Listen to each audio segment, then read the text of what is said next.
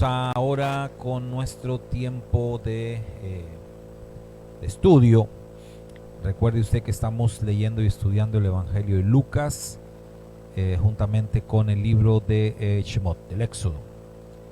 Y esta semana hemos estado leyendo Lucas en su capítulo 15, 16, 17 y parte del 18. Hoy queremos considerar un tema ahí en Lucas capítulo 17, en los versos del 1 al 10.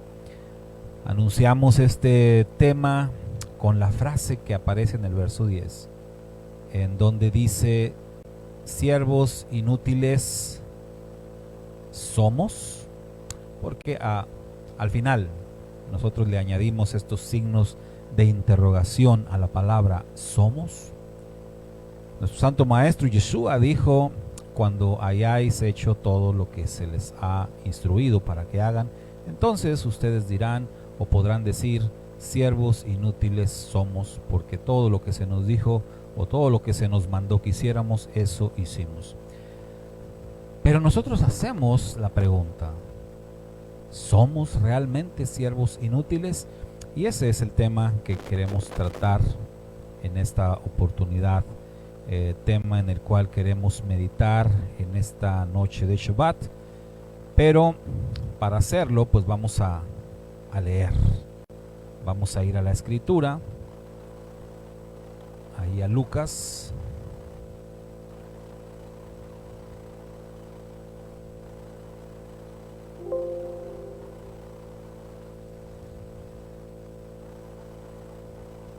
Muy bien, ya la tenemos lista.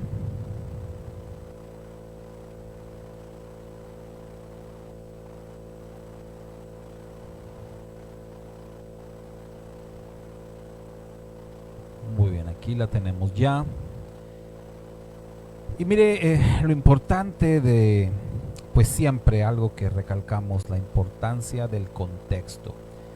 Todo el tiempo tenemos que considerar la escritura en base a su contexto.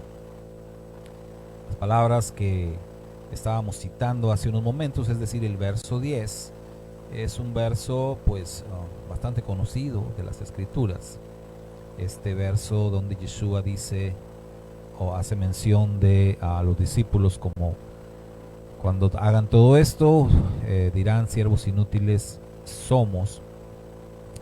Sin duda, pues se han dado muchas enseñanzas o mensajes sobre esto, pero aquí tratamos siempre de analizar los textos de las escrituras dentro de su contexto, para entender de una manera más clara lo que en sí dice la escritura. Y esta frase acerca de los siervos inútiles, tenemos que verla dentro de su contexto. Y su contexto pues viene desde el principio del capítulo 17, donde comienza diciendo: y Yeshua dijo a sus discípulos. Y Yeshua dijo a sus discípulos. Entonces, esto que comienza aquí desencadena con la frase del verso 10. O sea, tiene que ver desde aquí, desde el 1 hasta el verso 10. Y de hecho, mi estimado hermano, hermana, si usted observa el comienzo de este capítulo 17, está ligado con el capítulo anterior. ¿Cómo sabemos esto? Bueno, porque siempre que algún capítulo o algún versículo comienza con una conjunción, como es el caso aquí, tenemos la conjunción, tenemos la Y, y esto conecta el capítulo 17 de una manera muy directa con el capítulo 16. A veces, de un verso a otro puede haber un cambio de ideas, puede haber un cambio de dirección, un cambio en las circunstancias, y esto pues bueno, ya nos lleva en otra línea. Pero cuando tenemos una conjunción, aunque estemos pasando de un capítulo a otro, lo que nos está diciendo es que no podemos ignorar lo que dice antes. Es decir, si queremos entender lo que estamos leyendo, tenemos que considerarlo en base a lo que dice antes, porque tenemos una conjunción, tenemos la Y. Entonces, ¿qué tenemos que hacer de entrada? Regresarnos un poquito atrás y ver de qué estaba hablando. ¿Por qué es que Yeshua le va a decir esto a sus discípulos? Esto con lo que comienza el capítulo 17. Y si nos regresamos un poquito atrás, al capítulo 16, vamos a ver que el capítulo 16 cierra con una parábola. De hecho, en el capítulo 16, o propiamente desde el 15, vemos una serie de parábolas que Yeshua está enseñando. Y la última de esas parábolas tiene que ver con el rico y Lázaro.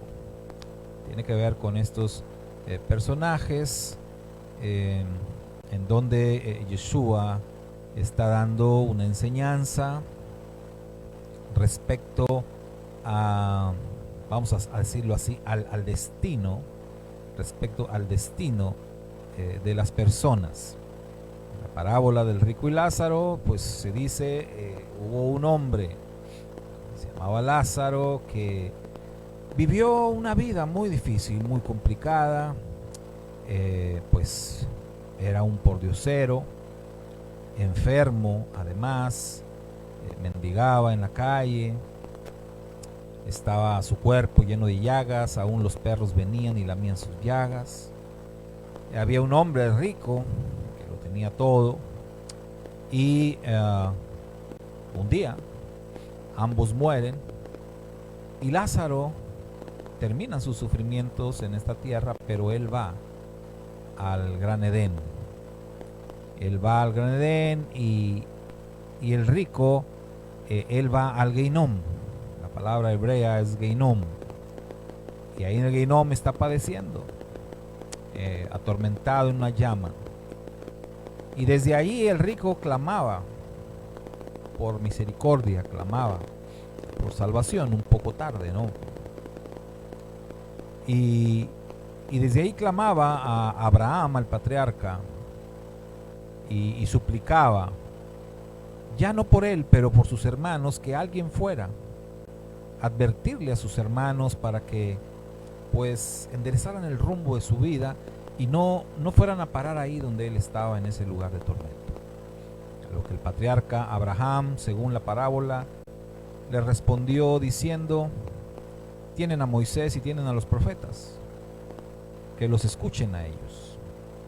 O sea, nadie de allá del Gran Edén va a ir a advertirles nada, ya tienen suficiente advertencia, suficiente mensaje con la Torá y con los profetas. Y en ese contexto, en base a esa historia, en donde se habla de un hombre que en su vida sufrió, pero que finalmente alcanzó el estatus de la redención en el paraíso, en el Gran Edén, y del rico que lo tuvo todo en esta vida, pero que después al morir fue a ese lugar de tormento. Dentro de ese contexto, Yeshua le dice a sus discípulos, es inevitable que vengan tropiezos. Es inevitable que vengan tropiezos. ¿A qué se refiere esto? Porque mire, también cuando se analiza este texto, o sea, a veces se habla o se predica este texto y uno interpreta la palabra tropiezos y lo aplicas de manera como a toda clase de tropiezos. Por ejemplo, el que una persona se desanime puede ser considerado un tropiezo. Y sí, lo es un tropiezo. Pero Yeshua está hablando de tropiezos muy específicos, ya que el contexto es la parábola del rico y Lázaro. Y Yeshua en ese contexto dice, es inevitable que vengan los tropiezos. Esto tiene que ser entendido como, es inevitable que las personas, que haya personas que se van a perder. Es inevitable que ocurra con muchas personas lo que ocurrió con el rico de la parábola. Esto es inevitable. Pero hay de aquel por quien viene. Así lo tenemos que entender. Y esto, mis estimados hermanos, nos pone a nosotros en una situación, pues de verdad, complicada, en una situación de una altísima responsabilidad, ya que estamos hablando del destino, el destino de las almas. Y entonces Yeshua está diciendo, ay de aquel por quien se pierda un alma. ¿Se da cuenta?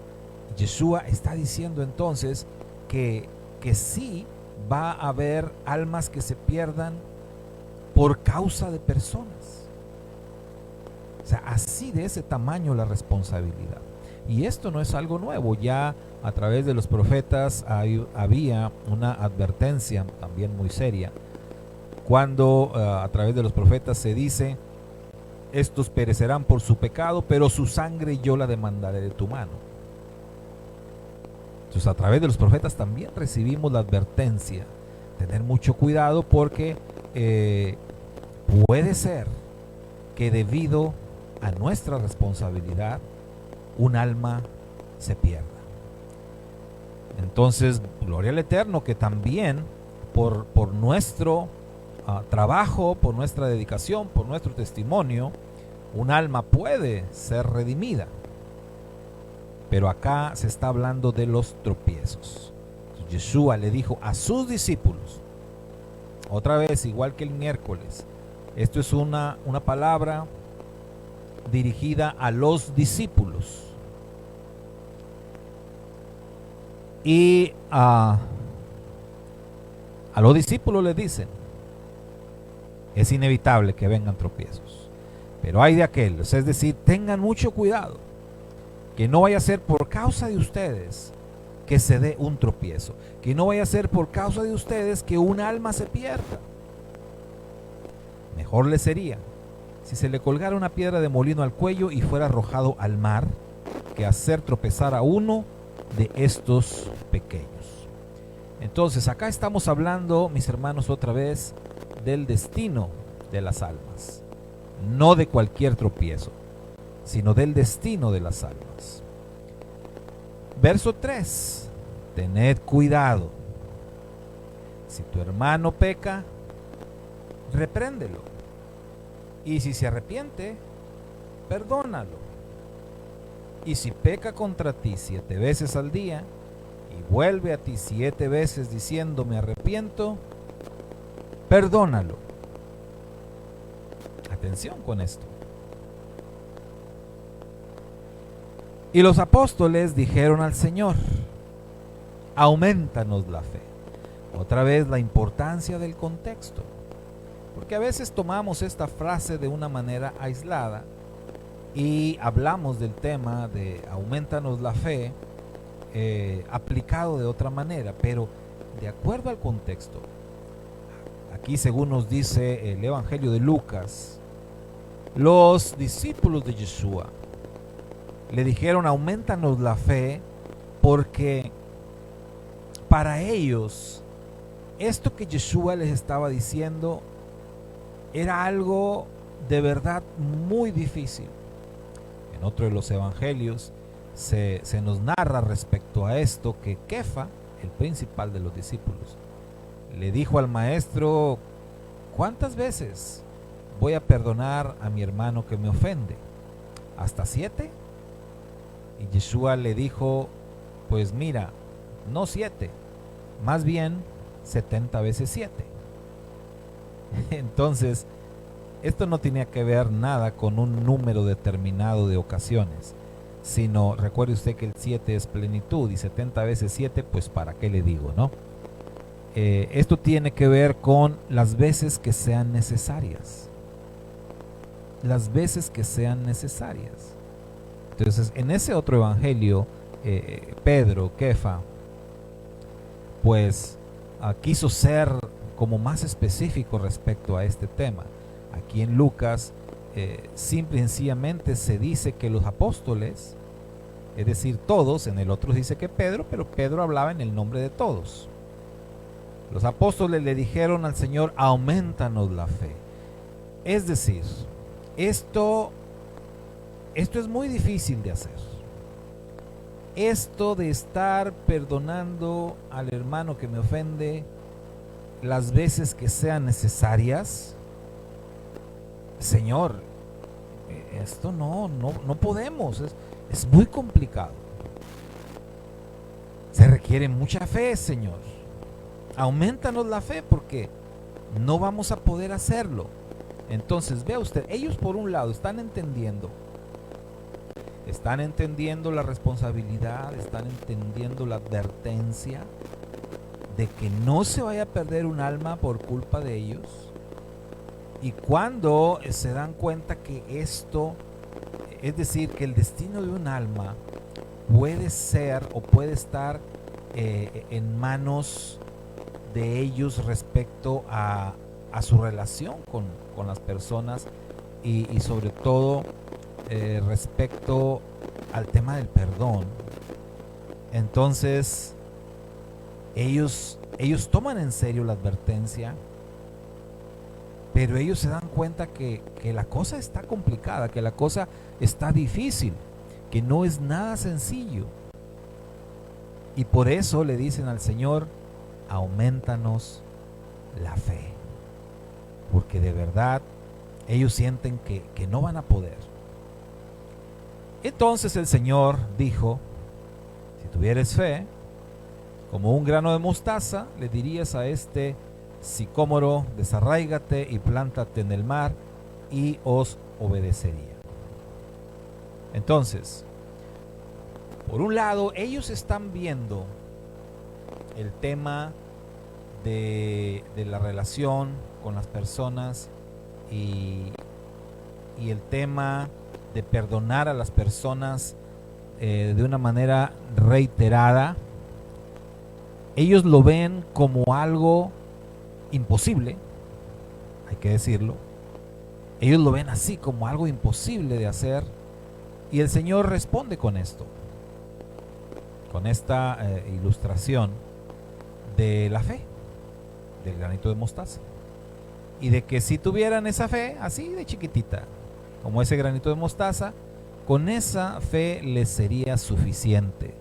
Con esa fe les alcanzaría para decirle a un sicómoro, en otros evangelios dice incluso a una montaña: desarráigate y échate en el mar, y lo haría. Es decir, que el Señor está diciendo, como dijera alguna vez el Eterno a Abraham: ¿acaso hay alguna cosa que sea imposible para el Eterno? ¿Existirá algo que sea demasiado difícil como para que el Eterno lo pueda hacer? Sin lugar a dudas que no. Entonces es una manera en que Yeshua les está diciendo a ellos: no hay nada imposible. Así que no vean ustedes esto como algo demasiado difícil tampoco. Esto de tratar con las personas, esto de perdonar a las personas, esto de que aunque las personas vuelvan a caer y vuelvan a cometer los errores y tengas que seguirlos perdonando hasta 7 veces por día, no lo veas como algo tan difícil, no lo veas como algo tan complicado. Velo mejor como que de eso depende que la persona alcance la redención. Y cuando tú lo ves así y le das esa dimensión y le das esa importancia, y si entonces te dedicas a realmente hacer lo que tienes que hacer, seguramente podrás hacerlo. Y debemos de recordar, además, que el Eterno lo hace todo el tiempo por nosotros. Si nos ponemos a pensar cuántas veces al día nosotros ofendemos al Eterno o cuántas veces al día nosotros pecamos, pues es muy probable que pequemos más de 7 veces al día. Es muy probable.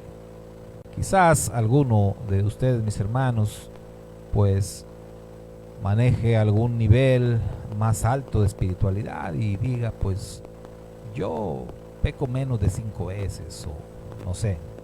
Pero yo me atrevo a decir que sí pecamos más de 7 veces al día y el Eterno todo el tiempo nos está perdonando y el Eterno todo el tiempo está creyendo en nosotros, en nuestro arrepentimiento y así es como el Eterno trabaja en nuestras vidas.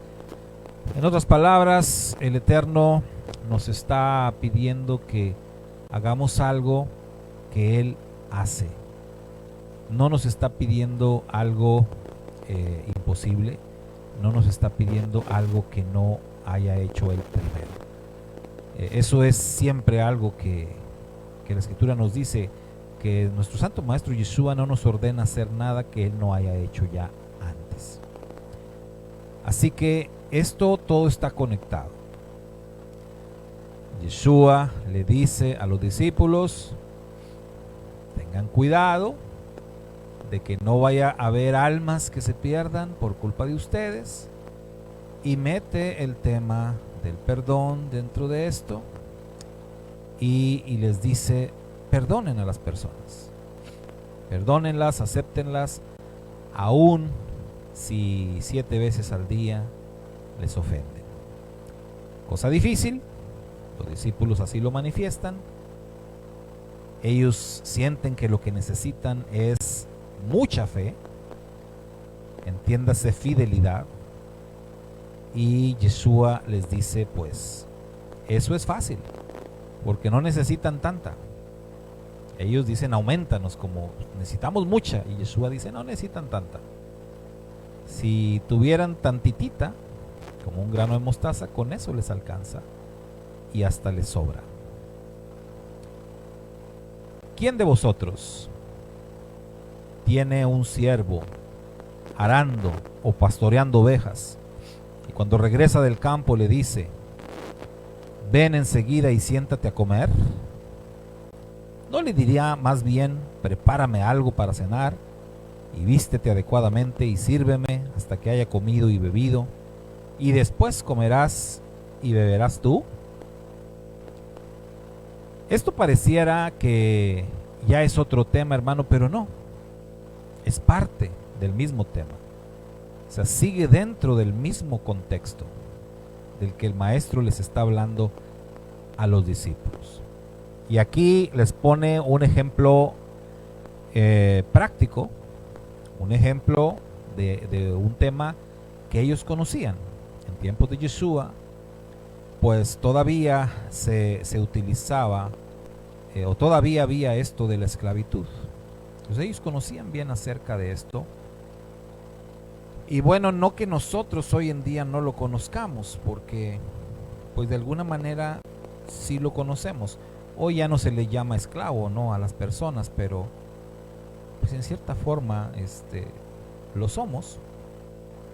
Aquellos que desempeñamos algún trabajo para alguna empresa, que tenemos un patrón, pues de alguna manera somos así, como esclavos. El ejemplo que usa Yeshua es de que si tú eres un empleado, en este caso eres un esclavo, pues tú estás bajo las órdenes de tu amo. Y lo que dice Yeshua es que el amo no le va a servir al esclavo. El amo no le va a decir, oye, mira, ya trabajaste mucho, mira, ya, ven, descansa, siéntate a comer, déjame te sirvo. No. Más bien dice Yeshua, aunque el esclavo esté cansado de trabajar, aunque haya ya terminado su turno y todo, si el amo le dice, mira, ven y síguele, ahora sírveme cenar, es esto, el esclavo tiene que hacer todo lo que el amo le diga. Ya después, pues sí, ya hasta que tenga tiempo, pues ya descansarás o ya comerás tú. Entonces, Yeshua usa esta ilustración bastante práctica de lo que era el tema de la esclavitud en ese tiempo. Los discípulos entendían perfectamente acerca de este tema, entendieron perfectamente la ilustración. Y entonces les dice, ¿acaso le da las gracias al siervo porque hizo lo que se le ordenó? Pues esto no era algo lógico. El amo, pues es el amo, es el dueño. El siervo, el esclavo está obligado a obedecer, a hacer las cosas. Y dice, y el amo no le va a andar agradeciendo al siervo, porque simple y sencillamente está haciendo o cumpliendo con su deber. Y eso es todo. Termina la ilustración y Yeshua le dice a los discípulos, así también ustedes. Vea, aquí viene la parte importante. Así también ustedes, cuando hayan hecho todo lo que se les ha ordenado. Ahora, vea usted bien esta frase. Cuando hayan hecho todo lo que se les ha ordenado. Esto de todo lo que se les ha ordenado se refiere a todo lo que Yeshua les había ordenado en general. Se refiere a todos los mandamientos de la Torá, porque a veces lo entendemos así. Pero no, recuerde el contexto. Cuando ustedes hayan hecho todo lo que se les ha ordenado aquí, dentro de este tema, dentro de este contexto del que se está hablando, cuando ustedes hayan cumplido con esto, ustedes pueden decir, siervos inútiles somos. Hemos hecho solo lo que debíamos haber hecho. Ahora, ¿qué era con lo que tenían que cumplir? Porque anunciamos nuestro tema tomando esta frase, pero lo hicimos a manera de pregunta. Siervos inútiles, ¿somos? ¿Somos siervos inútiles? ¿Realmente somos siervos inútiles? ¿Diría usted, mi hermano, mi hermana, que alcanza usted ya el estatus de un siervo inútil? ¿Diría usted que ya se ha graduado usted como un siervo inútil? ¿Ya tiene su diploma por ahí de siervo inútil? ¿O quizás somos aspirantes solamente? Aspiramos a ser siervos inútiles. Porque si vemos la forma en que esto está escrito, así también ustedes, cuando hayáis hecho, ¿en qué tiempo está? Futuro.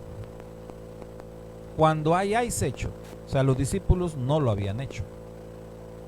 Cuando ustedes cumplan con esto, entonces digan, siervos inútiles somos. Y cuando lo vemos así, pues nos damos cuenta que si los discípulos no habían alcanzado ese estatus, pues creo que nosotros tampoco. Somos aspirantes. Aspiramos a ser siervos inútiles. Ahora, ¿qué es todo lo que se ha ordenado? Dentro del contexto, podemos regresar otra vez desde el verso 1 y revisar las instrucciones que aparecen en el contexto. Cuando hayáis hecho todo lo que se les ha ordenado, todo lo que se te ha instruido. Entonces regresamos y revisamos para ver qué tenemos que hacer. ¿Qué tenemos que hacer para poder llegar a obtener nuestro reconocimiento como siervos inútiles? Verso 1. Yeshua dijo a sus discípulos, es inevitable que vengan tropiezos, pero ay de aquel por quien vienen. Mejor le sería si se le colgara una piedra de molino al cuello y fuera arrojado al mar que hacer tropezar a uno de estos pequeños. ¿Qué dirían que tenemos que hacer? ¿Hay alguna instrucción aquí? Aquí lo que hay es una advertencia, ya lo dijimos. Sin embargo, se puede inferir una instrucción. Y esa instrucción es que tengamos conciencia de que tenemos responsabilidad sobre almas. Eso. Tenemos que escuchar esa advertencia, estar muy conscientes de que sobre nosotros hay este gran peso, hay esta gran responsabilidad de que almas se pueden perder por nuestra culpa. Entonces, hay gente que no tiene conciencia de eso. Hay discípulos que ignoran eso o lo quieren ignorar. Entonces, para ser un siervo inútil, tenemos que tener muy claro en nuestra conciencia ese tema. Tengo una gran responsabilidad sobre las almas de las personas. Verso 3, tener cuidado. Otra vez una advertencia. Tener cuidado. Si tu hermano peca, aquí hay una parte importante y aquí hay una instrucción. Si tu hermano peca, ¿qué hay que hacer? Repréndelo, confróntalo, habla con él, hazle ver. Pero ¿qué hacemos la mayoría de las personas? ¿Qué hacemos la mayoría de los creyentes, la mayoría de los discípulos? Si nos damos cuenta que un hermano peca, que alguien hace algo mal, la mayoría tratamos de evitar los problemas y tratamos de evitar las confrontaciones. Y en lugar de reprender, pues hacemos todo lo contrario. Incluso a veces hasta consentimos el pecado. Recuerde usted el caso de Corinto. La primera carta a los Corintios del Rab Shaul es para confrontar a toda la comunidad, porque tenían ahí una situación de pecado tremendo, que el Rab Shaul dice, bueno, ni los gentiles hacen eso. Y ustedes tienen ahí una situación y nadie hace nada. O sea, toda una congregación en una situación de pecado tremendo y nadie hacía nada. Eso es una clara ilustración de cómo somos la mayoría de las personas. Yeshua dice, ten cuidado, si tu hermano peca, repréndelo. Y si se arrepiente, perdónalo. Y si peca contra ti, 7 veces al día, y las 7 veces viene a ti diciendo me arrepiento, perdónalo. Entonces, estas son instrucciones que Yeshua da a sus discípulos. Primero, la instrucción es, tienes que reprender el pecado. Tienes que ser una persona que busca la perfección, que busca la santificación en sí mismo y en los demás. Y que si tú ves que alguien ha hecho algo malo, tienes que reprenderlo. Pero esa parte a lo mejor nos gusta, ¿verdad? Algunos, no a todos, pero a lo mejor a algunos nos gusta porque nos gusta reprender o nos gusta juzgar. Pero usted se da cuenta, no está hablando solamente de reprender o de juzgar, está hablando de redimir. Una redención. O sea, vas a buscar restaurar a tu hermano, que se arrepienta y perdonarlo. O sea, una restauración completa. Y una restauración completa pues no es fácil. Por eso dice, y si 7 veces al día vuelve, pues las 7 veces que él diga que se arrepiente, perdónalo. Entonces, tenemos que trabajar en el tema de la redención de las personas, en el tema de la restauración de las personas. Esto, mis estimados hermanos, es el negocio del Eterno. Esta es la empresa del Eterno. Esto es lo que el Eterno hace. A esto se dedica el Eterno acá. A eso Yeshua vino a esta tierra. A redimir, a rescatar, salvar lo que se había perdido. Y nos ha involucrado a nosotros. Y tenemos esa tarea. Y para llevar a cabo esa tarea de redención, es necesario entonces confrontar, reprender, perdonar, restaurar.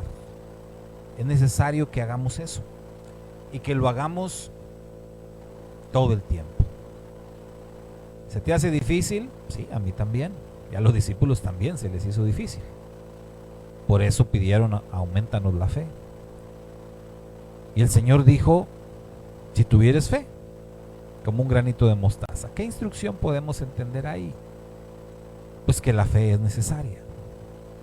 La fe es necesaria. ¿Y cómo se obtiene la fe? Hay otro texto, otro pasaje de las Escrituras que nos dice con claridad que la fe se obtiene a través de la obediencia, a los mandamientos. Entonces realmente esto no se trata de pedir fe, porque luego tomamos estas palabras de los discípulos y también nos gusta orar y decirle al Señor, aumentanos la fe, aumentanos la fe. No tenemos que hacer de esto una oración necesariamente. Lo que tenemos que hacer simple y sencillamente es obedecer. Nuestra fe va a aumentar en la medida que nuestra obediencia aumente. Es así de sencillo. Si tú practicas la Torá, tu fe va creciendo. Es así de sencillo, no es tan difícil. Los discípulos lo veían como algo difícil, como algo imposible, y por eso Yeshua les puso un ejemplo de algo que para ellos iba a ser todavía más imposible, ¿no? Sí, decirle a una montaña, desarráigate y échate en el mar, pues suena más difícil que perdonar a una persona 7 veces al día, pero Yeshua dijo, sí se puede. Y finalmente, entender que somos siervos. Somos siervos del Señor. Entramos en una relación de pacto, aceptamos un compromiso. Y dentro de ese compromiso está el hacer todo lo que se nos ha ordenado. Y no esperar nada. No esperar nada. Esto no se trata de colgarse medallitas. Esto no se trata de esperar que te feliciten o que te agradezca alguien. No, somos siervos. Hacemos esto y hacemos lo que hacemos porque es nuestro deber hacerlo. Para eso el Señor nos llamó.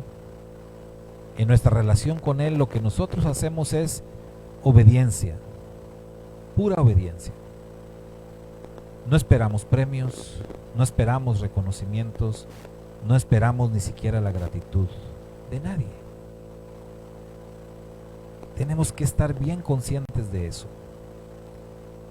¿Suena difícil? Sí, suena difícil.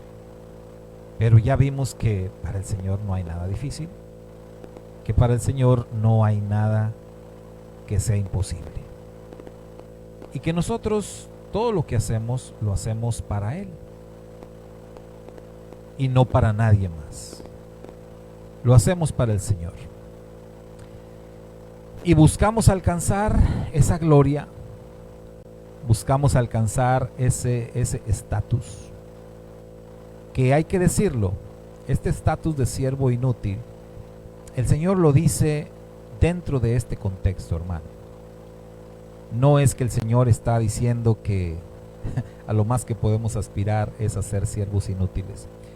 Cuando lo entendemos bajo el análisis del contexto, aquí en Lucas 17, del 1 al 10, podemos observar que si nosotros vamos a tener una mentalidad cerrada, que si nosotros vamos a estar constantemente quejándonos de lo difícil que es obedecer al Señor, de lo difícil que es hacer las cosas, de que es que no tengo aquello, es que me falta esto otro, es que no puedo, y si vamos a pasarnos la vida así, entonces, bajo esas circunstancias, a lo más que podemos aspirar es a ser siervos inútiles.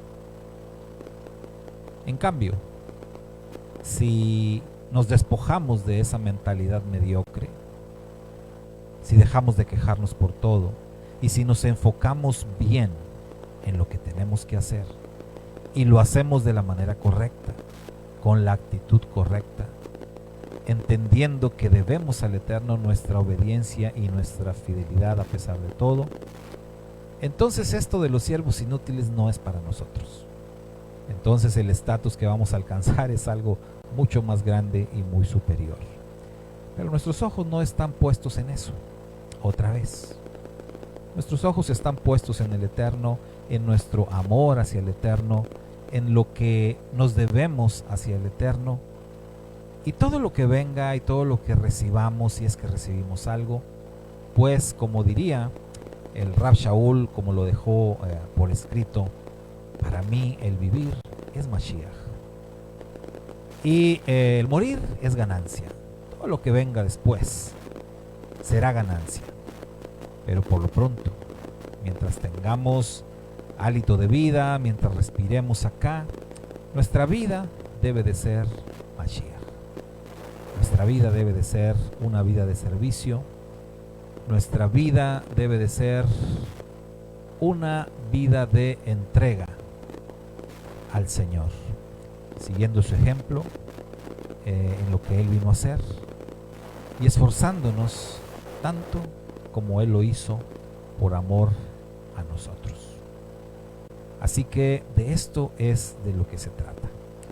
Pongamos entonces nuestra mira más allá de ser un siervo inútil, reconociendo que no lo somos, no lo somos, pero podemos ser mucho más que eso si nos enfocamos bien y si seguimos las instrucciones que el Eterno nos ha dado y si seguimos el ejemplo que nuestro Santo Maestro Yeshua nos ha dado.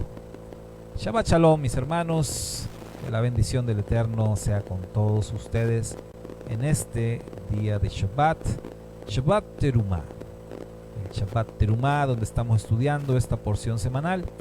Y pues solamente me resta invitarlos a nuestras actividades en este día de Shabbat, invitarlos a que nos acompañen, a que se conecte usted a las actividades que tenemos en este día de Shabbat. Recuerde el curso de hebreo con nuestra hermana Karencita, que ya está en la recta final. Y pues muchas felicidades para aquellos que han perseverado, algunos poquitos, pero esto es así, siempre es así. Los ministerios son así.